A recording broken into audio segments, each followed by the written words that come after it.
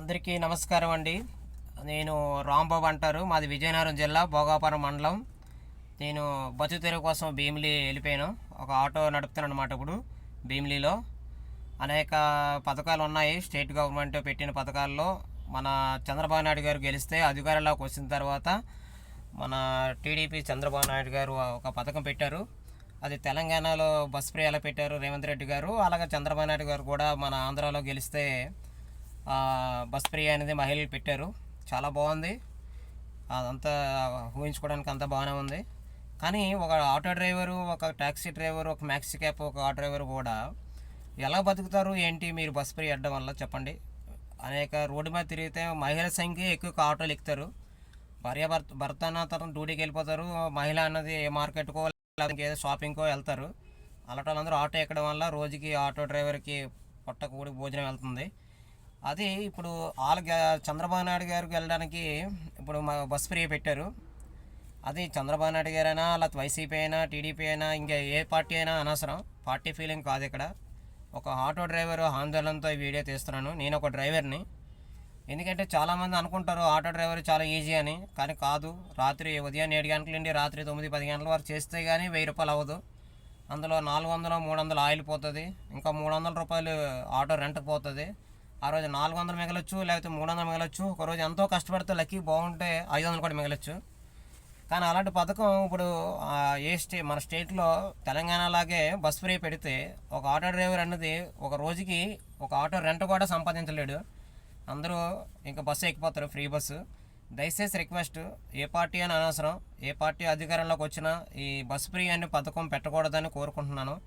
ఒక auto driver ఒక apartment వాచ్మెన్గా తయారవుతారు. అప్పుడు ఒక కార్ డ్రైవర్, ఒక ఆటో డ్రైవర్, ఒక మ్యాక్సీ క్యాబ్ డ్రైవర్, ఒక అపార్ట్మెంట్ వాచ్మెన్గా తయారవ్వాల్సి వస్తుంది. ఎందుకంటే ఒక ఆటో నడిపితే ఇంకా ఏమీ చేయలేరు. ఇంకా బస్ ఫ్రీ అనితే ఇంకా ఆటో వాళ్ళకి ఇంకేమీ రూపాయి కూడా రాదు. ఒక పగలంతా తిరిగి ఆయిల్ అయిపోతుంది. ఒక 500 చేస్తారనుకోండి, తిరిగి 400 రూపాయలు ఆయిల్ వేయాలి. 100-150 మిగులుతుంది. అది ఈ బస్ ఫ్రీ పథకం పెడితే అది చంద్రబాబు నాయుడు గారు అధికారంలోకి వస్తే పెడతానన్నారు. దయచేసి ఈ వీడియో చంద్రబాబు నాయుడు వరకు వెళ్ళి ఈ పథకం అతను బ్యాక్ తీసుకోవాలని కోరుకుంటున్నాను. ఈరోజు తెలంగాణలో పరిస్థితి ఎలా ఉందంటే ఎక్కడెక్కడి నుండో వెళ్ళి వలస ఖాళీలుగా వెళ్ళి హైదరాబాద్లో బతుకుదామని వెళ్ళారు ఆటో డ్రైవర్లు. సొంత ఇల్లు లేకపోయినా అద్దె ఆటో తీసుకొని అద్దెసుకున్నా సరే సాయంత్రానికి పిల్లలు భార్యలు చదివించుకొని ఏదోలా బతుకుతున్నారు. రేవంత్ రెడ్డి గారు బస్ ఫ్రీ అడ్డం వల్ల ఇప్పుడు ఆటో డ్రైవర్లు అందరూ ఆటోలు అద్దెకేయడం మానేశారు. అలాగే ఒక ఆటో డ్రైవర్ సొంత ఆటో ఉన్న రోజుకు 500 రూపాయలు కూడా సంపాదించుకోలేని పరిస్థితి. ఇంటి రెంట్ కట్టలేక, అలాగే పిల్లలు చదివించుకోలేక, అలాగే తినడానికి కూడా ఫుడ్ పెట్టలేక ఆటో డ్రైవర్లు చెత్త ఉంటే కష్టపడుతున్నారు. చెత్త లేకపోతే అపార్ట్మెంట్ వాచ్మెన్గా తయారయ్యారు. అంత బాధాకరంగా ఉన్నది ఇప్పుడు ఆటో డ్రైవర్ పరిస్థితి. అలాంటి ప్రదర్శన కూడా మన ఆంధ్రాలో కూడా వస్తుంది. ఇదందరూ ఆలోచించాలి. దయచేసి రిక్వెస్ట్గా అర్థం చేసుకోండి. ఇది నా పార్టీ ఫీలింగ్ కాదు. నేను ఒక కార్ డ్రైవర్, ఒక ఆటో కూడా నాకు ఉంది. ఆటో వేస్తూ ఆప్టింగ్ ఉంటే వెళ్తున్నాను. కానీ నా ఆందోళన అంటే బస్సు ఫ్రీ పెట్టడం వల్ల మా ఆటోలందరం కూడా రోజుకు 100 రూపాయలు కూడా తేలేము. మా పరిస్థితి ఏంటో తెలియదు. ఇన్ని లక్షల మంది డ్రైవర్లు కూడా మరి ఆ కుటుంబాలు ఎలా బతుకుతాయి, ఎలా ఉంటాయి ఏంటని తెలీదు. ఈ ప్రభుత్వాలు వాళ్ళకి వెళ్ళడం కోసం, వాళ్ళ సంతోషాల కోసం ఇలాంటివన్నీ పెడుతున్నారు. ఇంకేదో పెట్టండి, ఇంకేదోలాగా ఇంకో ఇండస్ట్రీ తెచ్చండి, లేదా ఇంకే వేరే పథకాలు పెట్టండి. అది ఏ ప్రభుత్వమైనా ఎవరు వచ్చినా సరే దయచేసి రిక్వెస్ట్, ఒక ఆటో డ్రైవర్గా ఆందోళన పెడుతూ మీకు అందరికీ రిక్వెస్ట్ చేస్తున్నాను, ఈ బస్ ఫ్రీ అనేది పెట్టకండి. నేను వేరే పార్టీ ఉద్దేశంతో కూడా నేను ఈ వీడియో చేయలేదు.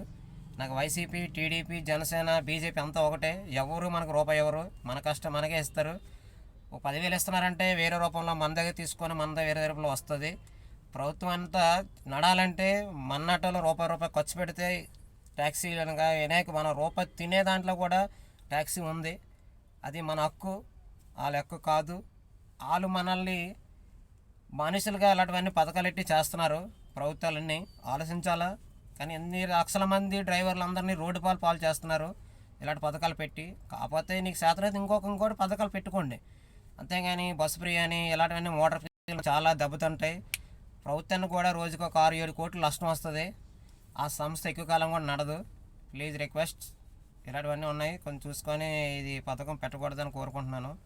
ఒక ఆప్టింగ్ డ్రైవర్గా రాంబాబు, ఒక ఆటో డ్రైవర్గా మాకు ఈ ఏమైనా తప్పుగా క్షమించండి, తప్పుగా మాట్లాడుంటే. ఎందుకంటే మా ఆందోళన, మా పిల్లల్ని పోషించుకొని శక్తి కూడా పోతుంది. ఒక ఆటో రోజుకు ఒక 500 కూడా సంపాదించలేము ఈ ఫ్రీ బస్ వెళ్ళడం వల్ల. దయచేసి అండి, ఇది పార్టీ ఫీలింగ్ కాదు. ప్రతి ఒక్క డ్రైవర్ ఆలోచించుకోండి.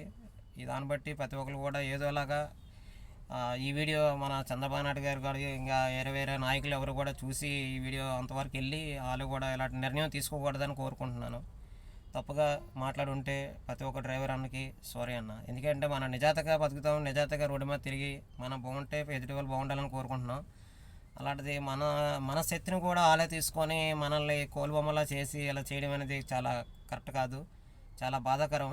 మన ఆంధ్రాలో కూడా అలా జరుగుతుంది. నెక్స్ట్ ఆ విధంగా జరిగితే ఆంధ్రాలో ఆటో డ్రైవర్ అన్నది సాయంత్రం పాలపేట కూడా తీసుకెళ్లారు. అలాంటి పొజిషన్ వస్తుంది, కంపల్సరీగా వస్తుంది. అలాంటి పొజిషన్ రాకుండా చూసుకోండి. జై హింద్.